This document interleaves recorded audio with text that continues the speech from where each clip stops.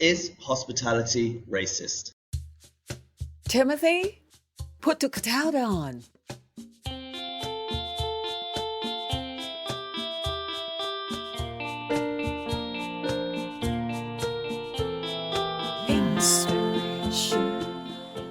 We are delighted today to be speaking with founder and CEO of Be Inclusive Hospitality, Lorraine Copes, to find out about her story, how did Be Inclusive Hospitality come about and what it is, some surprising results from the report, and what could be done to make the findings in the report become a catalyst for change. Welcome to another episode of Timothy Put the Kettle On.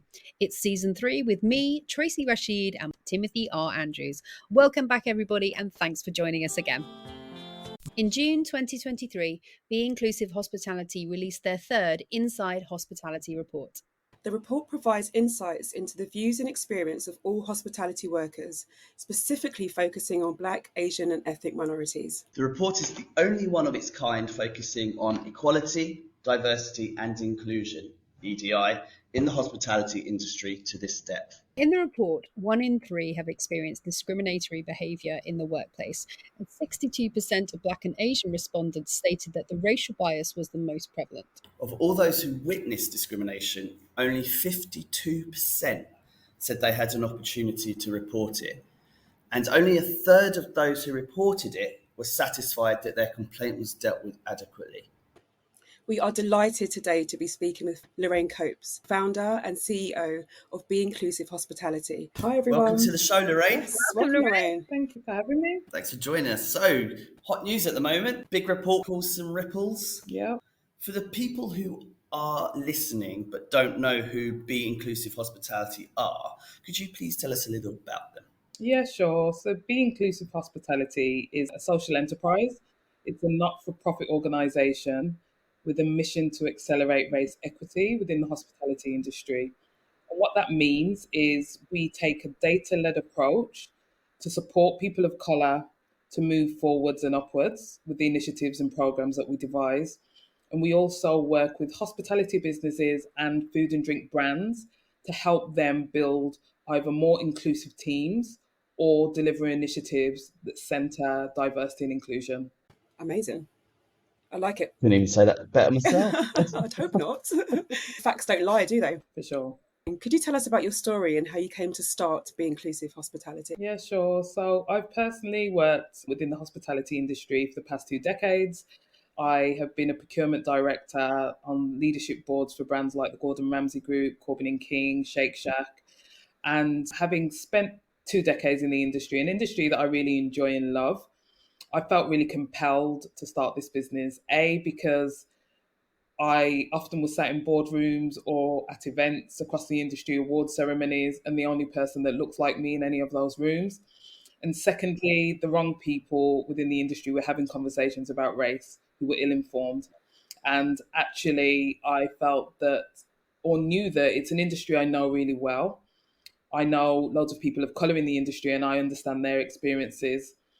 And I just felt like there was a real gap to be filled on having this conversation, especially because equity, diversity and inclusion isn't an alien concept, but it often doesn't include race. It often centres gender. And there's still a lot of work to be done on gender, on sexuality, but actually race was completely missing from the conversations within this industry. So in 2020, pandemic, we had a lot of time on our hands. I'm a bit of a busybody, so I had nothing to do but drink wine. And I had the idea in 2019, actually, but the time allowed me to revise and refine my business plan, build a website, and launch the business in June 2020. And it was pandemic, actually, that gave me the space to do. I think we've mentioned in previous podcasts as well, it's amazing what's come out of the pandemic. Definitely. It's been really inspiring to see what people have done with their time. Sure. And also, we had a great podcast be born during yes, during yeah, the it was a great time for us as well. Picking up on what Tracy said about the things that came out the pandemic, I think the one thing that I see as a gift from such a terrible situation is that it gave us the space and the time to be thinking properly and acting properly. And is that what it did for you? It really did. It really did. And it created space, not only for me to get clarity about what I wanted my life to look like outside of the pandemic, but also for me to also reflect on the relationships I wanted to have and rebuild and reconnect. And so I've really, since that time, I've really viewed my family and friend relationships very differently, and I value them more than ever. Obviously, this report in 2023, we actually were discussing this, the three hosts, just prior to you coming on, and we were saying it's not surprising, but some of the results were quite disappointing. But were there any results that you saw that were surprising that you want to talk about? Yeah, no, there weren't actually. I've been in the industry for a very long time, and I think the report always paints a picture every year of the idea that two things can be true at the same time, that there's huge amounts of optimism. People do enjoy the industry, and people are joining the industry at a fast rate. That we know. And it highlights that there are issues that need to be addressed, and that there's a lack of awareness, in some instances, lack of action, I would say, lack of education. And the education piece, I'm talking about training. And I always bolt education onto it, because I don't think you can train someone to be inclusive, but you can educate for sure. So there were no surprises for me, to be honest. There's a lot of data. There's a lot of data in the report, but there are also several kind of key conclusions that can be drawn from the report. So, for example, disparities in pay, representation, and roles for ethnic minority groups continue to be an issue. So why do you think this is, and what can employers do about it? What can they do to make a change? One thing I am obviously very data led. If you look at the UK wide, the same applies. And so, me answering the question about inequality that exists UK wide, I think we all know why it exists. And I think our focus really is around how we remove barriers and how we increase access. In many ways, even though this business was born off the back of a problem, it has revealed for me the best of the industry. And what I mean by that is we work with some really phenomenal business leaders, we work with individuals that don't have all the answers, are willing to be uncomfortable and willing to learn, develop, and grow. Every single week, not a week passes where there's not businesses that gets in touch with us saying, how can we work with you? What can we do differently? What should we be doing? I think we've explored to death within the country, especially in 2020, inequities or inequalities in the UK. We know they exist. There's across education, across the healthcare system, across the system. There's evidence that supports the idea. It's actually about what now. And the reason why I produce these research is not to prove or disprove anything. It's actually because there are nuances within our industry that people need to understand. That a report about education probably doesn't speak to a managing director of a hospitality business. So that's why we produce the data. So it's specific to this industry, because there are nuances across industries, right? And with this industry, what we know, probably similar to the NHS, is that there's technical overrepresentation. There was in 2020, and I say that because I'm pretty sure the latest census data said that 18% of the UK identify as Black, Asian, or ethnic minority.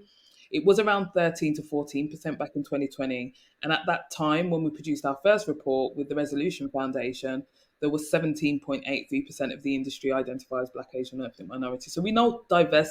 It's encouraging, though, to hear that you're not just pushing your support, but you're actually pulling people in as well, and they're actually contacting you.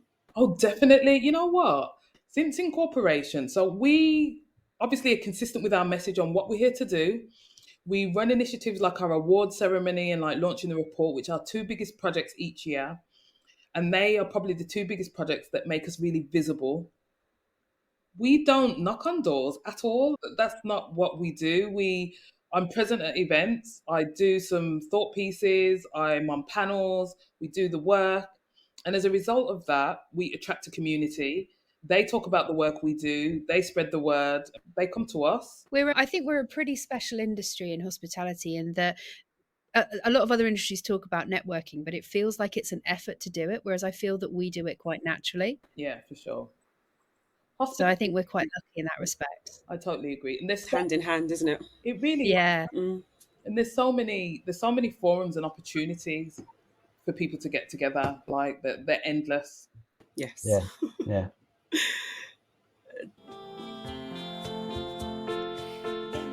If someone at work is experiencing discriminatory behaviour, are there any words of advice that you can give them? What should they do? My approach is not really onus on individuals. So I'd like to hope that they have in their organisation a method to report it where they can feel safe and they can feel confident that actions will be taken. The reality of the fact is that there's not like a consistent behavior, consistent process across the industry. So it's on a case by case basis as to whether they have that. So the first is to understand if that is in place, and if it is in place, to use it. But actually, the work that we do really speaks to the employers about, actually, is there something in place so people can report incidents of racism or discrimination in the workplace, and what action are you going to take when that occurs? Because the action that you're going to take will determine whether you build trust with employees of color or not. If as an employee you report something and no action's taken, I would say find somewhere else to work. We're here to earn a living. Navigating this thing called life is difficult for us all. And if you have to add the layer of experiencing discrimination at work and knowing that no actions are going to be taken, then you need to find somewhere else to be. Totally agree. We've actually talked about it on this podcast where, because it's so competitive now, people are looking for good staff. You could walk out tomorrow. I'm not Yeah. saying that you do that unprofessionally, but you could walk out tomorrow and go to an employer that values you. There is no point sticking around in somewhere that you're going to be treated terribly or like less than human, or it causes you fear, anxiety, when you could just go somewhere else who'd be grateful to have you. And we spend so much time at work. I mean, the thought of feeling that level, like I say, anxiety and stress and fear even would just be damaging to your being, your person. Exactly. And as an employer as well, if you're prepared to not put this in place and lose possibly the best people in the industry, don't move. Yes. Yeah, sort it out, people. Make a change, make it happen. I'm going to hashtag that.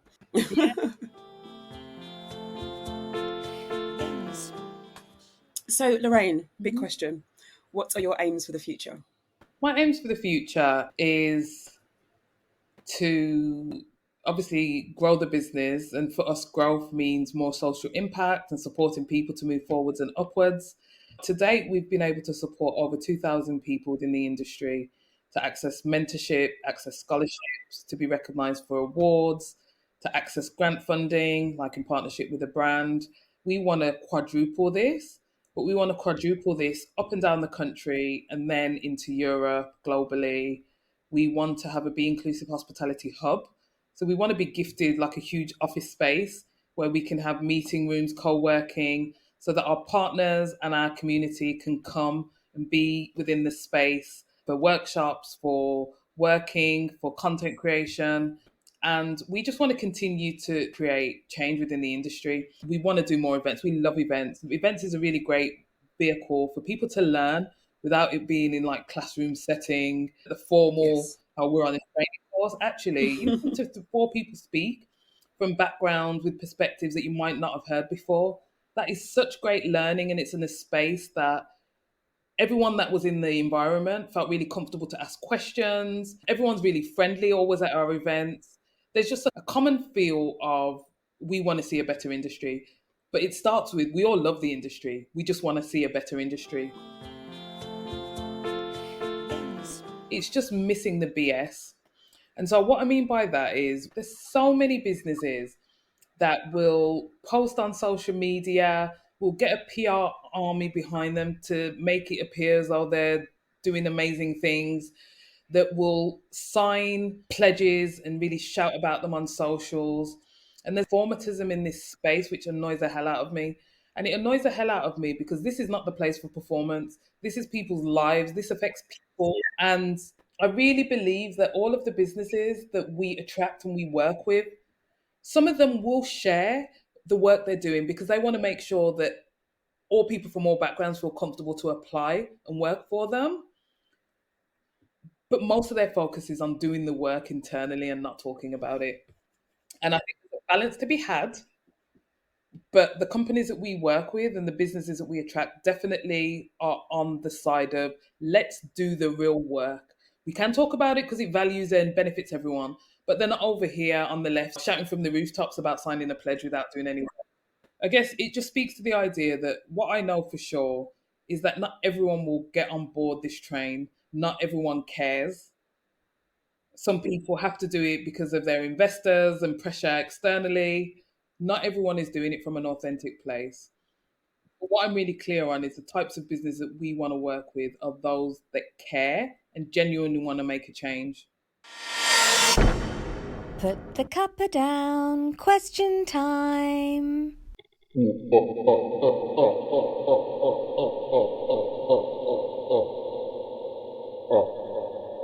It's the quick fire round. The rules of the game are as follows. You'll be asked a series of questions and you must answer the first word that pops into your head. Are you ready, Lorraine? Yep. Let's do this.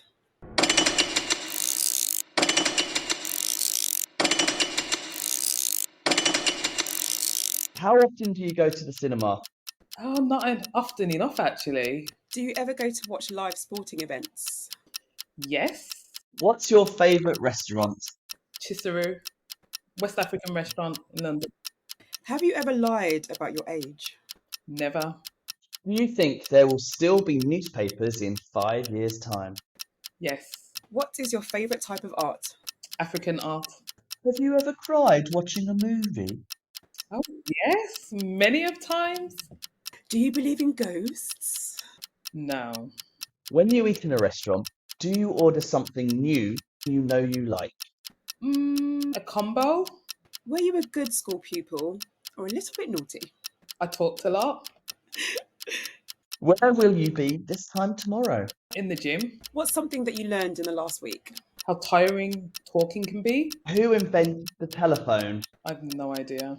Sing or dance? Oh, both. Would you rather wear the same underwear for 1 month or not bathe for 1 month? Same underwear. How do you catch a haggis? No idea. Is it hot in here or are all firemen well fit? I don't understand. I don't understand. Was Shakespeare a fraud? I don't know. I've never really thought about that. That's something I'd need to mull over. How many elephants can you get in a fridge? None. Consider this. Captain America has a shield. The Wicked Witch of the West had a hat. But if a dustbin collector has no nose, how does he smell? Why does he need to smell? The answer is awful.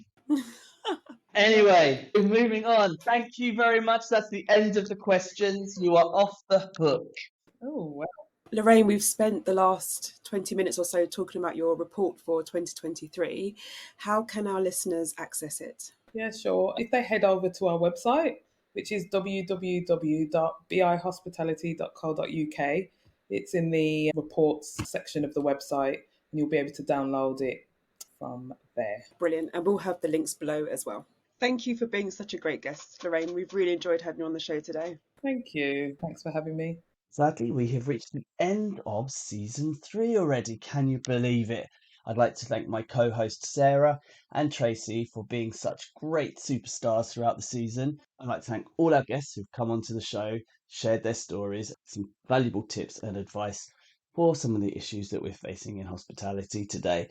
I'd also like to thank my crew, Paul and Carlina, and most importantly, above all, I would like to thank you, the listener, for tuning in and listening to all our episodes. If you'd like to keep up to date and find out when the next podcast is happening, please go to www.timothyRandrews.com where you can subscribe and hear the latest news. Please do look out for our special summer announcement, and I look forward to seeing you all in our next season. You have been listening to Timothy Put the Kettle On Season 3. Don't forget to like and subscribe wherever you get your podcasts. Stay awesome. Timothy, put the kettle on.